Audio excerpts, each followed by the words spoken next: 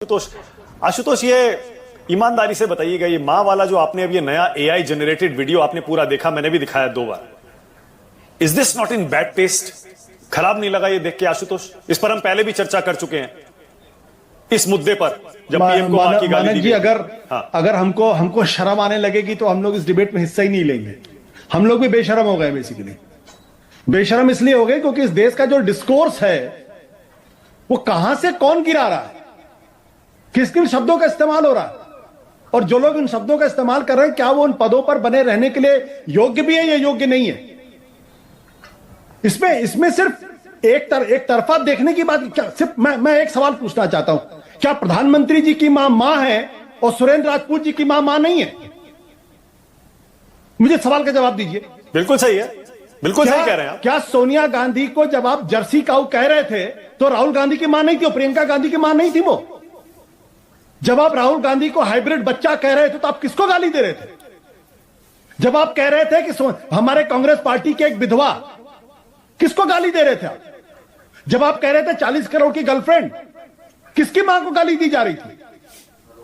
तो ये नहीं हो सकता ना कि प्रधानमंत्री जी की मां हो मां और हमारी मां नहीं है। आपके टीवी डिबेट में जिस तरीके से मुझे टारगेट किया जाता है, मुझे एक टीवी डिबेट में बाकायदा मां की गाली लगभग दे दी गई थी, एंकर अलर्ट है इसलिए नहीं दे पाए थे, और यह भारतीय जनता पार्टी के प्रवक्ता ने यह हिमाकत की थी। प्रेम शुक्ला जी तो अभी भी टीवी डिबेट में आते हैं। क्या कहा था उन्होंने? एक बार नहीं, चलिए एक बार गलती से निकल सकता है किसी के मुंह से, बार बार 3 बार रिपीट किया उन्होंने। बीजेपी ने कोई एक्शन लिया उनके खिलाफ? उल्टे बीजेपी कहती है कि सुरेंद्र राजपूत ने उनको मां की गाली दी थी, बाप की गाली दी थी, जो पूरी तरीके से गलत था।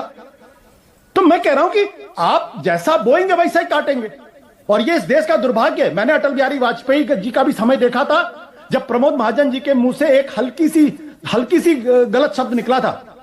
प्रमोद महाजन जी को बाकायदा अटल जी ने बोला के डांटा था चंद्रशेखर जी के बारे में, माफी मंगवाई थी उनसे। और आप अच्छी तरीके जानते हैं, कम से कम मैंने इस टेलीविजन लाइव टीवी जब से शुरू हुआ है, मैं उसके शुरुआत के लोगों में से हूं। ना आपने कभी उस तरीके की डिबेट सुनी होगी, ना आपने अलाउ किया होगा, ना मैंने कभी अलाउ किया, ना कभी हुआ।